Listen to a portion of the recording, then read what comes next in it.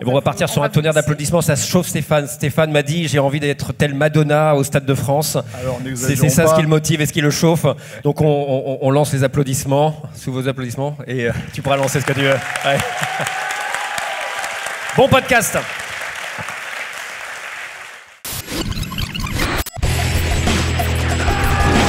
Bienvenue dans Stéroïdes, le podcast qui fait l'exégèse des gros bras.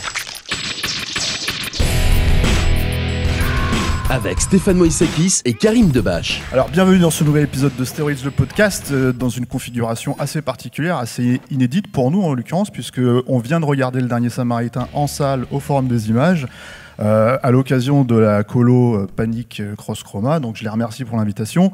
Je suis avec Karim Debache ici présent. Salut Karim. Salut à tous, c'est Karim Debache. Voilà, vous l'avez reconnu. Et on va parler donc du Dernier Samaritain. Alors moi j'aime bien lancer mon interlocuteur sur le pitch du film. Alors même si les gens ici l'ont vu, peut-être pour les auditeurs qui écoutent à la maison. C'est un peu redondant pour eux, je peux résumer. Voilà. Est-ce que tu vas t'en sortir? Parce que souvent les pitchers avec moi ils prennent 3 minutes, 4 minutes, alors qu'un pitch c'est... Je peux me dépêcher de ouf, mais alors moi je l'ai pas revu, mais je l'ai vu, je le connais très bien, je le connais par cœur le film. Donc l'histoire du Dernier Samaritain, c'est l'histoire de Joe Allen Beck, c'est ça qui s'appelle comme ça, qui est interprété par Bruce Willis, qui est un ancien membre des services secrets, qui est devenu du coup détective privé, qui est aussi devenu alcoolique accessoirement et qui a une vie un peu de merde, qui un jour se rend compte que sa femme le trompe avec un de ses collègues et meilleurs amis, Mike, je crois, et donc déjà ça le met de mauvaise humeur parce que c'est voilà. Et ensuite il y a Mike en question, la personne qui couche avec la femme de Joe, explose dans sa bagnole juste après lui avoir donné une mission qui est de retrouver et de protéger donc une danseuse qui est jouée par Halle Berry. C'est ça, hein, le film. Ça c'est le début. C'est le tout départ. C'est pas le pitch. En fait, ok. Non, mais vas-y, je sais pas, j'ai pas l'habitude de te Non, c'est vrai. Non, mais c'est un exercice, hein, c'est vrai. Les gens qui écoutent le podcast le savent, quoi. Surtout avec Arnaud qui prend 5 minutes. On va résumer surtout, c'est un buddy movie, quoi. C'est-à-dire qu'en gros, ça s'est vraiment fait dans cette époque-là. Alors, c'est l'association de plusieurs noms connus, en fait, du cinéma d'action. Il y a déjà Bruce Willis qui sort évidemment de Die Hard et Die Hard 2. Il y a, alors en tête d'affiche, il y a Damon Wayans qui est pas vraiment un héros d'action à la base, mais qui est un petit peu devenu dans certains films. Et surtout, il fait partie de la fratrie Wayans. Ouais. Notamment il vient de Living Colors. Tout à fait, avec ses frères en fait, et notamment Ken Wayans. Au scénario, il y a Shane Black, qui est quand même l'auteur de L'Arme Fatale, dont on voit un petit bout dans le film, ce qui va nous permettre de rendre un petit hommage à Richard Donner, qui nous a quittés cette semaine, qui est le réalisateur de L'Arme Fatale notamment. Et en fait, c'est peut-être au cinéma en tout cas le scénariste qui a popularisé le buddy movie. Donc c'est ce qui était attendu à ce moment-là, c'est qu'il livre vraiment le blockbuster imparable dans lequel on allait mettre Bruce Willis avec un autre comédien. Et à la réalisation, il y a Tony Scott. Alors moi, je voulais te demander comment est-ce que tu as découvert le film? Moi, je sais que je l'ai vu en salle à l'époque de sa sortie. Alors, moi, j'étais beaucoup trop petit parce qu'il sort en 91, donc moi, quand il sort en salle, je crois que j'ai 5 ans. Je ne l'ai pas vu en salle, je l'ai vu à la télé. Tu vois, alors je sais plus exactement quand, mais j'ai vu quand j'étais petit. Ça, c'est un film que j'ai vu des tonnes et des tonnes de fois, que j'ai peut-être même presque plus vu que Die Hard, tu vois, au fil des diffusions et des enregistrements sur VHS. Pour moi, c'est vraiment un film de la téloche. Et c'est aussi, t'as précisé du coup, c'est aussi produit par Joel Silver. Tout à fait, ouais. C'est un des des grands noms du cinéma d'action, un producteur qui est très connu pour ça dans les années 80-90. Et c'est un des films. Alors c'est un Bruce Willis show, quoi. Du coup, moi j'adorais Bruce Willis évidemment à l'époque, comme je pense à peu près tous les gens qui ont grandi avec le cinéma d'action fin 80, début 90, du fait de Die Hard et évidemment de son chef-d'œuvre qui est Allô maman ici bébé, parce que faut jamais oublier qu'il fait le bébé dans Allô maman ici bébé. Et du coup ça, ouais, c'était alors. Il y a un autre film de la même époque, mais je crois même de la même année, que j'ai beaucoup vu et qui va peut-être être important, dont on va pouvoir discuter aussi, qui est Hudson Hawk. Hudson Hawk, tout à fait. Alors là, pour le coup, c'est prod Joel Silver, mais c'est vraiment le bébé de Bruce Willis. En fait, c'était sa création. Et disons que le fait que le film ait été un bide a conditionné pas mal de problématiques sur le tournage du Dernier Samaritain, sur la façon dont il a été vendu ensuite au public 6 mois après. Mais bon, on va peut-être en parler, on va peut-être parler de la façon dont le film s'est fait, quoi. C'est vrai que c'est quelque chose d'assez important, presque fondamental quand on voit Le Dernier Samaritain. Alors je ne sais pas, du coup, c'est l'occasion. On s'adresse à un public aussi, c'est ça qu'il faut peut-être dire aux auditeurs, donc qui viennent de voir le film, et nombre des gens qui sont dans la salle l'ont découvert pour la première fois aujourd'hui. Et je ne sais pas si c'est visible en regardant le film, parce que du coup, moi je me pose même plus la question, mais il faut savoir en fait que ce film a été plutôt compliqué à produire, que le processus de production de ce film a été ce qu'on appelle une énorme galère, une énorme gros galère, bordel. Ouais. un gros bordel. La faute à plein de choses qu'on va essayer peut-être de décrire ici. Alors, pour résumer, donc déjà c'est un film en fait qui est le dernier film entre Joel Silver et Bruce Willis. Qui était un projet en fait que Shane Black a écrit avant de se lancer dans l'écriture de L'Arme Fatale 2, qui avait pour premier titre, je sais pas si tu connais cette anecdote, le tout premier titre de Dernier Samaritain, c'était Die Hard. Alors attends, est-ce que c'est pas une rumeur? Donc tu me confirmes que c'est un vrai truc? C'est Shane Black qui l'a dit en fait. C'est Shane Black qui l'a dit en fait. En gros, Joel Silver avait cette habitude en bon producteur d'acheter des titres qui lui semblaient percutants. Par exemple, il avait acheté le titre Matrix pour la suite de Commando. Finalement, il l'a utilisé parce que pour John Matrix. Voilà, exactement. Et il l'a utilisé pour Matrix, pour la trilogie Matrix. Quoi. Et en fait, quand Shane Black est passé sur le plateau de Die Hard, justement, qui ne s'appelait pas Die Hard, qui s'appelait Nothing Lasts Forever, d'après le bouquin, le titre du bouquin, il lui a demandé, tu bosses sur quoi? Shane Black lui a dit, je bosse sur un film qui va s'appeler Die Hard en fait, et il lui pitch l'histoire quoi, et Joel Silver fait ouais super, mais ton titre là je te l'achète. Ça, avant même d'acheter le scénar, il a acheté le titre de Die Hard pour le mettre donc sur Die Hard, et du coup Shane Black s'est rabattu sur The Last Boy Scout, le dernier Samaritain. Donc ça c'est le tout premier prémisse en fait du projet. Entre temps il y a eu L'Arme Fatale 2 qui aussi s'est fait saboter un petit peu par Warner, et ça on va en parler. On va pas parler de L'Arme Fatale 2 forcément, mais on va dire que c'est déjà un premier pas vers la problématique du Dernier Samaritain, parce que le scénario, le film que vous avez vu, le film que vous connaissez peut-être, en fait, n'est pas tout à fait le même que le scénario qu'avait écrit Shane Black. À la base, il y a tout un... Alors, c'était quand même un film noir, évidemment, c'était quand même un buddy movie, mais il y avait une... comment dire... il n'y avait pas tout le truc autour des paris sportifs, en fait. C'était pas du tout ça, c'était vraiment le grand méchant du film, c'était le sénateur Bernard, qui est maintenant vraiment presque une silhouette, hein, il a 2 scènes, et en fait ce sénateur avait, c'est un grand trope du film noir, il a un fils en fait pédophile caché quelque part, un personnage horrible, et qui est vraiment en fait le gros salaud, en fait le méchant caché du film quoi, et tout ça la Warner a fait, mais c'est pas possible, on peut mettre un pédophile en méchant, on peut pas mettre ils ont commencé à paniquer parce qu'ils ont trouvé que c'était trop noir. Il y avait aussi du snuff, parce que le personnage de Milo était censé être un réalisateur de snuff movie, donc il se trouve finalement à kidnapper la femme de Bruce Willis pour tourner un snuff avec elle.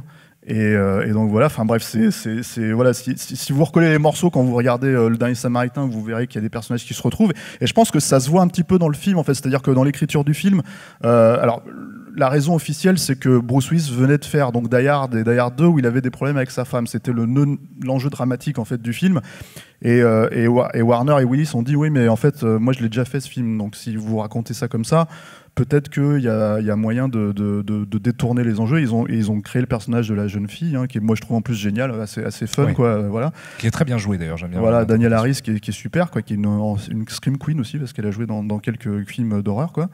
Et Halloween, je sais plus combien. Elle est dans le premier, puis elle est dans les remakes de Rob Zombie. Ouais. Et voilà, et donc en fait, ça c'est le premier truc, c'est-à-dire qu'il y a déjà un gros stade de réécriture. Après, je te laisse peut-être prendre la suite. C'est ça. Moi, la raison pour laquelle j'aime beaucoup le film, en fait, c'est que très visiblement, il y a 4 personnes importantes sur ce film, que sont donc Bruce Willis, Shane Black, Tony Scott et Joel Silver, qu'ils ils sont dans un lit, ils ont tous un coin de la couette, ils la tirent, mais la couette se déchire jamais. Ça fonctionne quand même, malgré ça. Quand on comprend, parce que, alors moi, j'ai pas lu le draft je sais même pas s'il est trouvable, en fait.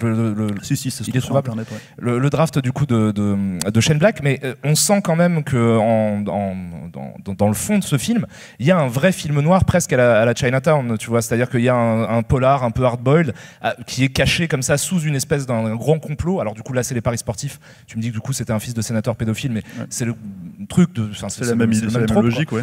Et en fait on sent que c'est tiré vers le cinéma d'action par Joel Silver qui a envie de capitaliser sur les succès de ses précédents films du coup.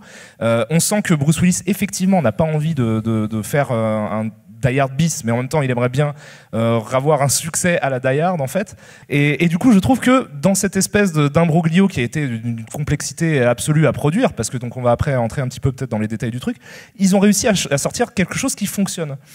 Et c'est pour ça que ça m'intéressait de savoir du coup si vous aviez ressenti que ce film était en fait un film à problème qui a eu un processus de montage, de post-production complètement hallucinant, où les monteurs étaient complètement perdus. Je ne sais même pas combien il y a eu de monteurs différents sur le film. Alors il y en a 3 qui sont cités, mais en fait moi j'en ai parlé avec le monteur Mark Goldblatt, l'excellent monteur Mark Goldblatt qui est le monteur de Joe Dante, en tout cas des premiers Joe Dante. Il a monté aussi Terminator, Rambo 2. Et en gros, pour lui, c'est pareil, ça a été une expérience absolument horrible en fait, parce qu'il faut savoir que donc tous les personnages dont on parle, les personnages principaux, c'est-à-dire derrière le projet, se détestaient tous. Ouais. C'est-à-dire que surtout, notamment, Joel Silver détestait Tony Scott. Tony Scott lui rendra d'ailleurs. Oui, il lui rendra dans True Romance. Ouais. Il va notamment. Il y a un personnage qui est clairement, un pastiche, disons ça comme ça, de Joel Silver. Très insultant. Si vous regardez True Romance, il y a un personnage de producteur de film dans True Romance qui est visiblement, de façon évidente, une réplique de Joel Silver, mais en version très insultante. Et qui le montre comme un gros connard cocaïné. Et lâche. Et lâche, voilà. Et donc ils se détestaient, et ça c'est quelque chose que Mark Goldblatt m'avait rapporté en me disant on peut pas traiter un artiste de la trempe de Tony Scott comme ça. Lui c'était une expérience très très douloureuse. Mais aussi il y avait la problématique en fait, du studio qui était en panique en fait, sur le film, parce qu'il faut savoir que ça n'a pas l'air comme ça, hein, mais c'est en gros Le Dernier Samaritain, c'est le Marvel de l'époque, hein, c'était des budgets énormes, hein, c'était 40 millions de dollars, ce qui est beaucoup en fait, pour un film comme ça. Il faut savoir aussi que par exemple le scénario de Shane Black, c'était aussi un scénario qui avait des enjeux énormes parce qu'il a été acheté très cher. C'était, je crois, le scénario acheté le plus cher, c'est 1,75 millions de tout dollars. Tout à fait, voilà, ce qui est le budget, en gros, schnoufette de Black Widow, quoi, aujourd'hui. Mais le truc, c'est qu'à l'époque, ils mettaient l'argent dans... ouais, je pense qu'ils le mettaient aussi dans la schnoufette, mais ils le mettaient dans le scénar aussi, du coup.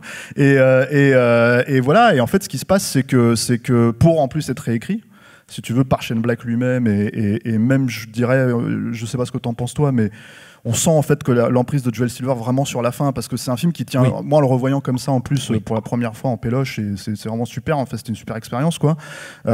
C'est assez dingue à quel point le film, je trouve, tient très très bien la route jusqu'au climax.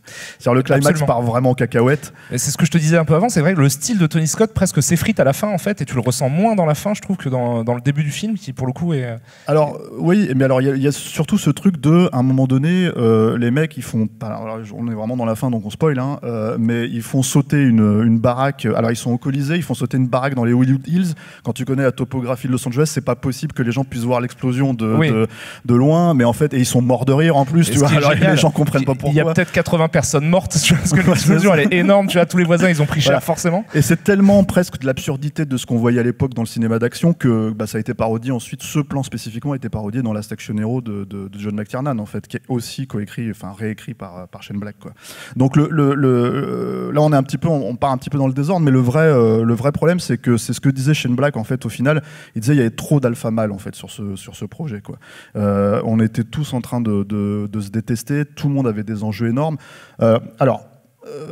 C'est pour ça que le film est aussi intéressant, c'est que finalement il y a quelque chose de cohérent, parce que à mon sens, hein, je sais pas ce que t'en penses toi, mais c'est un film en fait qui est vraiment empreint d'une certaine, c'est vraiment un film désespéré, je trouve.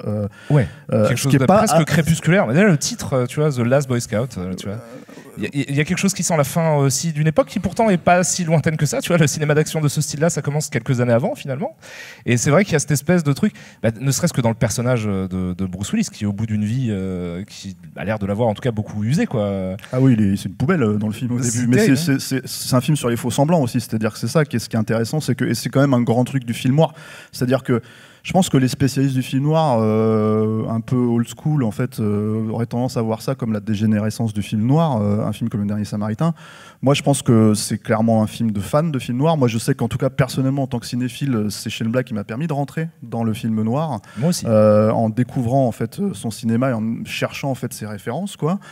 C'est ensuite que je suis allé voir les films comme Le Faucon Maltais, tout ça, et Le Grand Sommeil. Et du coup, en fait, on retrouve, alors moins peut-être La Femme Fatale, qui est pas vraiment clairement représenté ici. Tous les tropes finalement en fait du personnage, et du coup le personnage de Bruce Willis, il a cette mythologie, c'est-à-dire de détective privé qui trompe son monde, c'est-à-dire que la plupart des gens se disent mais c'est une poubelle, et finalement en fait non, c'est un vrai dur à cuire, c'est quelqu'un qui a des valeurs morales hyper prononcées, dont il transige pas, et c'est pour ça qu'il est détruit finalement par la vie, quoi. Et cet aspect-là en fait vient aussi parce que c'est, mine de rien, ça a pas l'air comme ça, mais c'est un film très personnel pour Shane Black. Oui, alors oui, parce que tu parles de sa rupture, du coup, à mon avis, effectivement, il a écrit ce film après une rupture. Alors, si vous regardez un peu le traitement des personnages féminins, et notamment celui de la femme de Bruce Willis dans le film, vous comprenez que ça se passe. Moi, je suis pas certain que ce soit toujours une bonne idée d'écrire après les ruptures. Tu vois, quelque chose. Tu vois, il y a vraiment, peut-être faut prendre le recul un peu. Mais alors, parce qu'il a été aussi taxé un peu d'être misogyne, ce film, notamment. Oui, mais alors ça collait totalement avec le style, enfin ce qu'on a reproché à Joel Silver, c'est-à-dire que Joel Silver, on lui reprochait d'être raciste, misogyne, etc., etc. Et il faisait effectivement des films d'action masculins de son temps qui laissaient pas beaucoup de place aux personnages féminins. Il fallait que ce soit James Cameron ou des mecs comme ça pour qu'il d'un seul coup il y ait des personnages de femmes fortes. C'est vrai que si ça vient pas de après, l'auteur, mais pas forcément. D'ailleurs, il y a d'autres films. Moi, le personnage de Bonnie Bedelia, il est superbe dans Le Dernier Samaritain. Oui. Dans Die Hard. Et du coup, en fait, il fonctionne très très bien, et le cœur émotionnel est là. Donc c'est pas. Non, bien sûr, non, c'est même pas. C'était pas une critique spécialement. Écoute, le film est fait à une époque aussi. Mais c'est assez amusant, par contre, de noter effectivement le fait que donc Shane Black, après sa rupture avec sa meuf, écrit ce film-ci. Et si tu suis la trajectoire de la femme de Bruce Willis dans le film, c'est qu'au début elle le trompe parce que c'est un loser, c'est devenu une merde, quoi. Et qu'au fil du film, en fait, elle se rend compte que le mec est super cool et super stylé, qui fait des trucs de ouf. Et donc à la fin, elle fait non, en fait, c'était un ouf, mon mec. Et c'est assez amusant parce que Shane Black se fait plaquer, écrit un scénario très attendu à Hollywood qui va vendre, où il va péter tous les records de thunes. Il y a ce côté un petit peu Zuckerberg dans Social Network. C'est genre, elle m'a plaqué, elle va voir comment je fais des trucs bien, en fait. Je sais. En tout cas, ce que je pense, c'est que dans le film, ce désespoir irrigue vraiment le film. Et encore une fois, ce qu'on n'avait clairement pas l'habitude de voir. Moi, je pense que c'est une des raisons pour lesquelles le film est encore regardable 30 ans après. C'est-à-dire que ce désespoir-là, en fait, on n'avait pas l'habitude. Comme d'ailleurs dans L'Arme Fatale. L'Arme Fatale s'ouvre sur une scène, on a tendance à l'oublier parce que finalement, peut-être que les gens retiennent L'Arme Fatale 3. Mais en fait, le film s'ouvre sur une scène de tentative de suicide, quoi, qui est quand même hyper forte. Ouais. Et mine de rien, en fait, c'était pas du tout ce que tu voyais avec Schwarzenegger, voire même Stallone dans ses films d'action. C'était pas des personnages. Bon, Stallone faisait des personnages un peu plus torturés quand même, mais très monolithiques.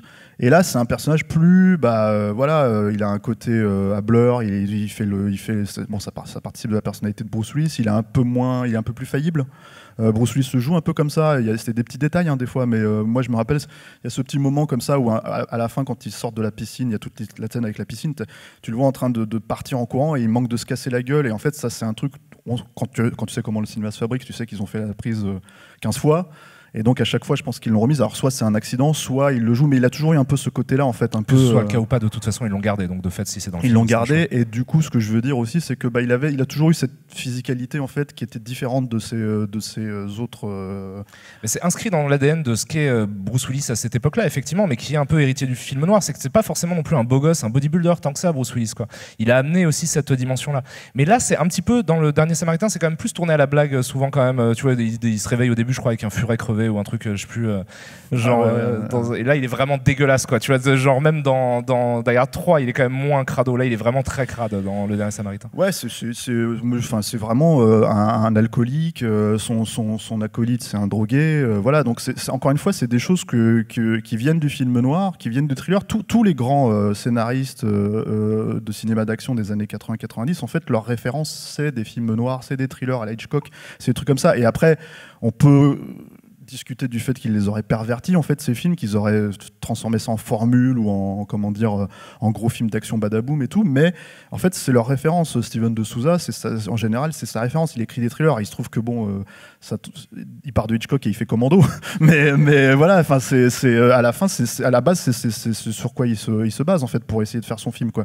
Et du coup sur Shane Black, en fait, lui, c'est ce qu'il reproche, c'est-à-dire que, alors, pour avoir lu le scénario original, qui fait 166 pages, alors même dans le style de Shane Black, parce que Shane Black écrit très, c'est très imagé en fait la façon dont il écrit. Il interpelle souvent le lecteur en fait. Il y a un petit peu à mettre de côté parce que normalement on dit en général une page égale une minute de film. Donc sur 166 pages, en fait, ça fait presque 3 heures, quoi. 2h45. Donc il y a beaucoup plus de choses, c'est beaucoup plus touffu. Et il y a surtout, il y avait une énorme scène d'action entre 2 bateaux, en fait, 2 yachts au large des îles Catalina, en fait, qui est un peu des îles un peu bourges de la bourgeoisie californienne, pardon, assez connues pour des soirées jet set et des trucs comme ça. Et c'était un film, en fait, il y avait des scènes comme ça, mais la scène finale, c'était vraiment une scène où Bruce Willis défonçait le fils pédophile de Bernard, parce qu'il y avait toute une scène comme ça hyper tendue, et c'était toute l'idée de Shane Black, c'est-à-dire de réserver les grosses scènes d'action d'abord, et en fait ensuite de vraiment finir sur du thriller en fait pur et dur.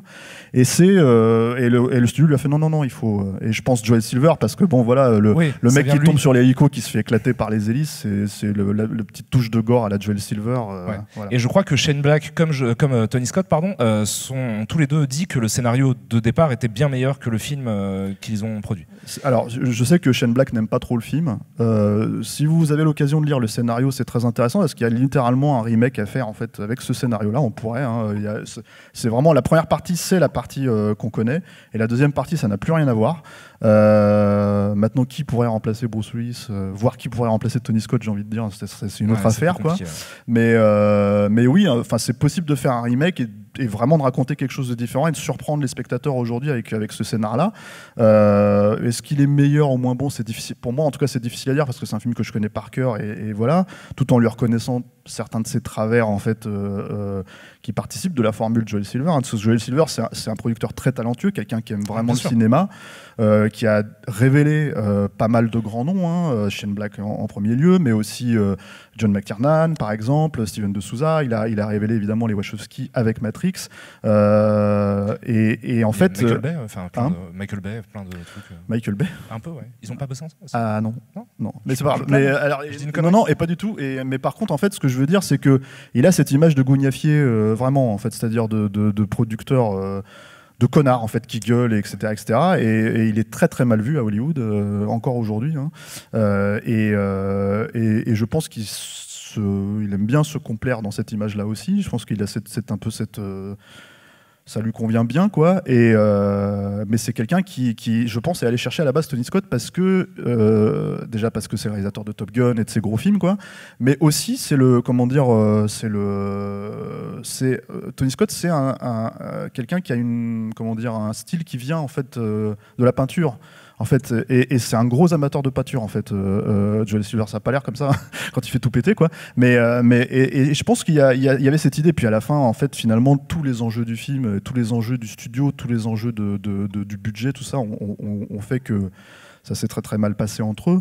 Je sais pas, j'aimerais qu'on parle peut-être un peu de Tony Scott, quoi, sur son style, sur le film. Sur son style. Alors même scénaristiquement, c'est vrai qu'il y a des thématiques qui sont à la fois, qui appartiennent à la fois à Shane Black et à Tony Scott. Il y a cette relation, donc c'est un buddy movie, mais c'est un buddy movie générationnel, c'est-à-dire qu'il y en a un qui pourrait être presque un père, un père. C'est un truc qu'on retrouve même dès The Hunger, tu vois, déjà entre la relation entre les deux femmes, tu vois, il y a ce truc-là de père et fils que je trouve assez intéressant et qui appartient aussi un peu à Shane Black parce que bon, un peu moins, mais il y a entre Murdoch et Riggs, tu vois, il y a quand même ce truc de génération que je trouve intéressant parce que du coup.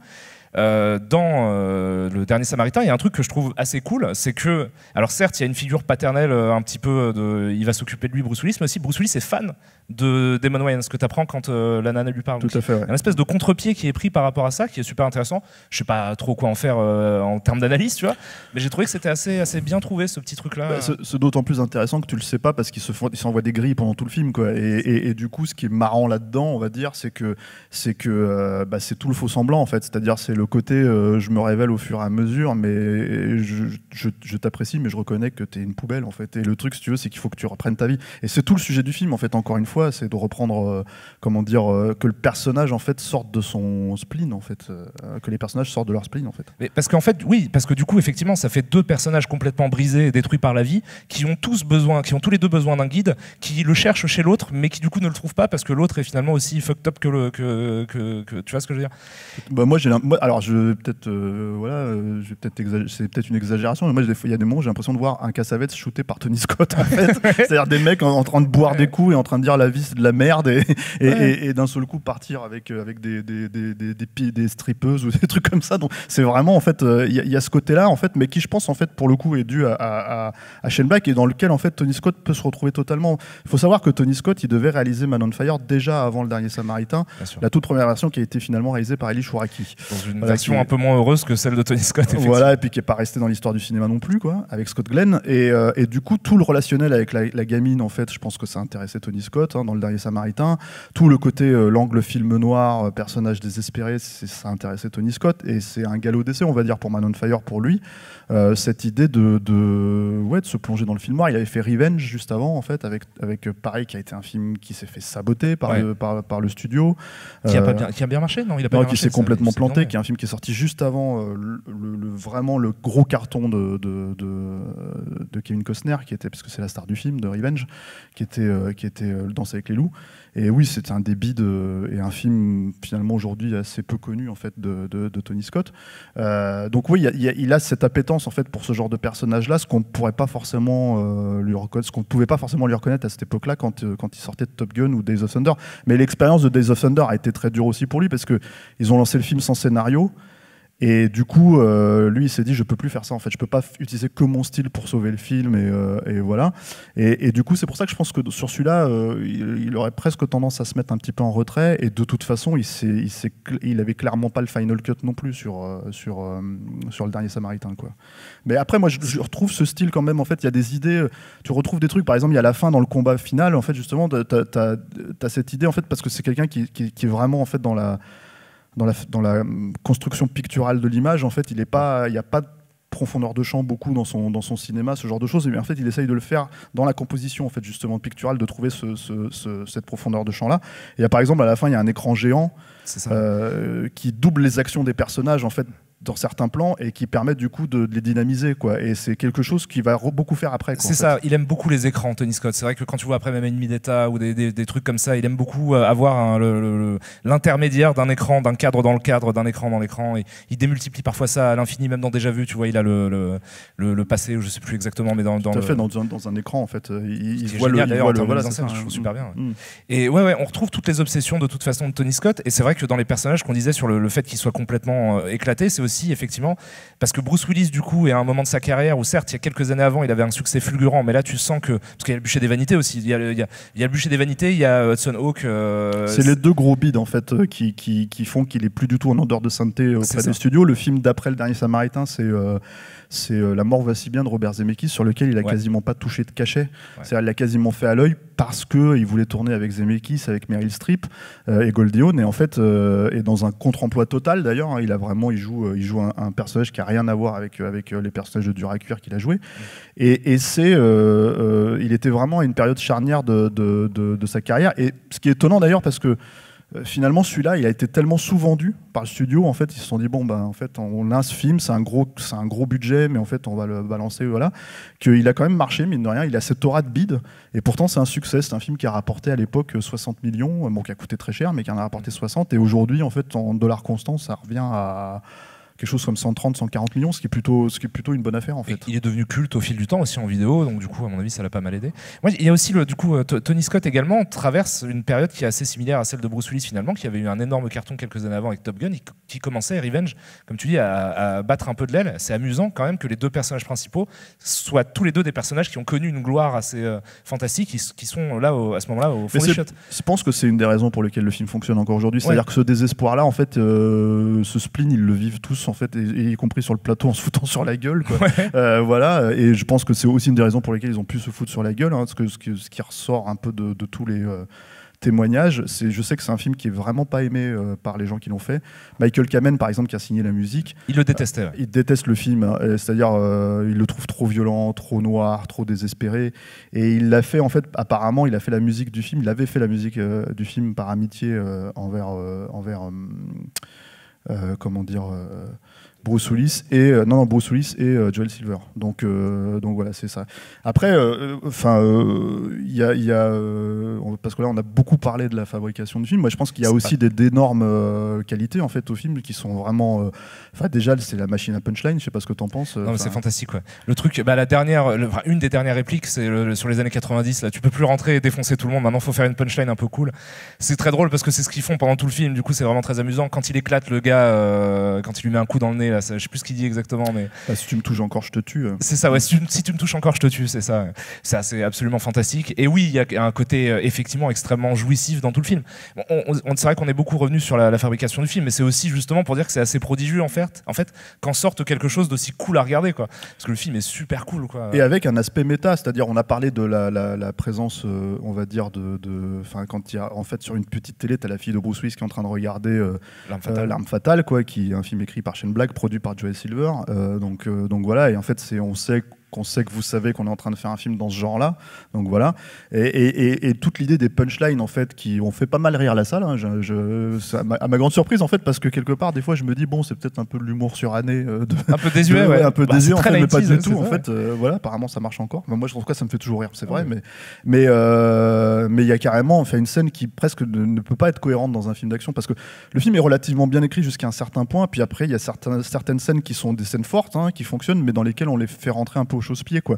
Et il y a notamment une scène de stand-up, littéralement une scène de stand-up où Bruce Willis prend la marionnette et il se met à faire du stand-up à des... ça c'est incroyable. Voilà, ouais. Et ça c'est plus méta, tu meurs en fait quelque part, parce que en gros ça ne pouvait pas fonctionner. Normalement, si tous ces méchants-là étaient pas complètement cons, à ce moment-là, ils laisseraient pas rentrer la gamine. Ça les fait marrer. Voilà, tiens, super voire cool. Même ils se seraient renseignés. Un spectacle de marionnettes, les mecs, c'est des truands de ouf. Ouais, c'est ça. Et en fait, du coup, mais c'est une manière de dire, en fait, c'est cohérent dans le film que tu es en train de regarder, parce que en fait, Bruce Willis, c'est ça, c'est une machine à punchline.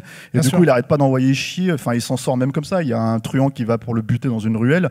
Il lui sort 4 vannes de merde et l'autre il est mort de rire, et c'est comme ça qu'il le détourne, quoi. C'est encore une fois cette façon de, et ça c'est très dans l'esprit de Shane Black en fait, toute cette idée de comment dire, en fait de faire un film, en même temps détourner le genre, mais tout en restant respectueux dans le truc.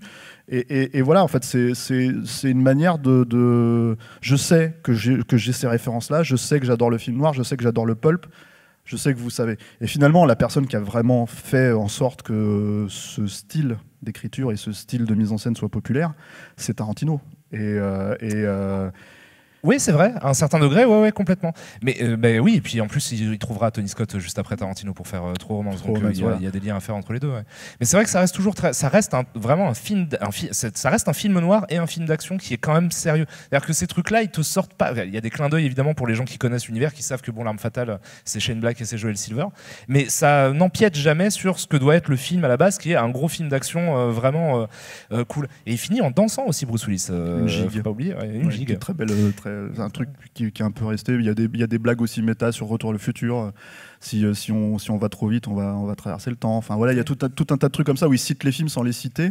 Ce qui finalement, encore une fois, Tarantino fera plus tard en les citant ouvertement, quoi. Donc c'est vraiment, c'est devenu. Il était à les années 90, qui va être un des trucs en termes de ton qui va beaucoup se retrouver dans les années 90. Celui-là sera en 91. Il était à l'orée de l'aspect méta, mais je pense que c'est aussi dans le zeitgeist, on va dire, c'est-à-dire s'il y avait cette volonté, quoi. Un petit mot de la fin, peut-être. Bah non, c'est super. Alors si du coup je m'adresse non seulement aux gens qui nous écoutent en podcast et aux gens qui sont en face de nous. Si vous connaissez pas trop l'univers de Tony Scott, je ne saurais que vous recommander ses autres films. Et moi mon préféré, donc je le disais en intro, mais c'est True Romance, qui est le film juste après, qui est vraiment super. Donc pour le coup un scénario de Tarantino que lui reprend, qu'il remodifie un petit peu sur certains points, et c'est vraiment je trouve un film super. Je sais que toi aussi Stéphane, t'es assez fan de. Moi oui, il y a cette partie, c'est-à-dire deux cœurs en fait, True Romance et Le Dernier Samaritain, c'est deux films qui m'ont permis vraiment de pas de découvrir Tony Scott, parce que j'avais vu ses films d'avant, mais vraiment de me dire ah oui, il y a quelque chose, il faut suivre ce mec en fait maintenant. J'avoue qu'assez bêtement je le considère un peu comme un faiseur avant ça. Pas bêtement, il y a eu Jour de tonnerre, c'est pas voilà. Non mais il y avait déjà des motifs en fait. Finalement quand tu reviens, moi j'aime pas ces films-là, j'aime pas forcément ces films-là, mais il y avait quand même des motifs en fait c'était pas un bête pubeur, on va dire, comme on a pu lui reprocher. Et évidemment c'est quelqu'un qui a affiné son style pour rester dans tes recommandations inspiration, je me permets de me citer. Du coup, on a fait un épisode de Stéroïdes en vidéo, si vous l'avez pas vu, sur Tony Scott, qui est monté par Sébastien Le Gallo, qui est dans la salle parce que c'est un vrai fan de Tony Scott, donc voilà, et qui donc il revient voir les films et tout, quoi, et on a fait cet épisode ensemble, et on a essayé vraiment de démontrer ce qu'était le style et rendre hommage en fait à Tony. Donc voilà, à Tony Scott, je dis Tony, c'est mon copain, Tony. Tu vois, voilà. Mais non, Tony Scott, et voilà, donc et oui, c'est quelqu'un qui déjà pour moi est parti trop tôt, qui me manque en fait effectivement dans le cinéma, et qui qui avait finalement quelque chose à apporter. Je pense que Le Dernier Samaritain, c'était vraiment la première vraie pierre à l'édifice du cinéma d'action, en fait, sa première pierre à l'édifice du cinéma d'action, plus que le flic de Beverly Hills 2 ou ce genre de choses. Bien sûr. C'est plus génial. Il y a des trucs sympas quand même dans le flic de Beverly Hills 2. C'est le meilleur des trois. Ouais, de très loin. Mais après, c'est vrai que son style va s'affiner. Et Man on Fire, moi je trouve que c'est presque un film expérimental dément. Domino, bon, je trouve que c'est un peu bordélique scénaristiquement, j'ai un peu plus de mal.